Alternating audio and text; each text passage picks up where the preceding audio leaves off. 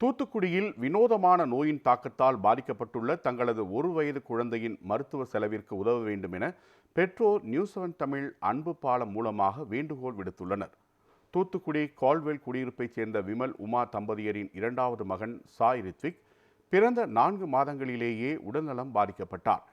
தலையில் திரவம் தேங்கி ஒவ்வொரு வாரமும் 4 சென்டிமீட்டர் அளவிற்கு தலை பெரியதாக மாறி வருவதால் அவரது பெற்றோர்கள் கவலை தெரிவித்துள்ளனர். அறுவை சிகிச்சைக்கு 10 முதல் 12 லட்சம் வரை செலவாகும் என கூறப்படுகிறது. தற்போது பொருளாதார நெருக்கடி உள்ளதால் தங்களது குழந்தை உயிரை காக்க அனைவரும் உதவி செய்ய வேண்டும் என விமல் உமா தம்பதியர் நியூஸ்7 தமிழ் அன்பு பாலம் வாயிலாக கோரிக்கை விடுத்துள்ளனர். என்னோடய பையன், எனக்கு 2 பசங்க. ஒருத்தன் அவனுக்கு 3 வயசு ஆகுது.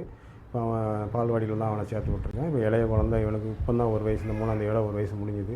என்ன பிரச்சனைனா, அவனுக்கு வாரத்துக்கு ஒரு 4 சென்டிமீட்டர் தலை பெருசாகிக்கிட்டு இருக்குது. நான் இது சாதாரணமாக நினச்சேன். எனக்கு இதை பற்றி விழிப்புணர்வு இல்லை, அதனால் இதை நான் சாதாரணமாக நினச்சிருந்தேன்.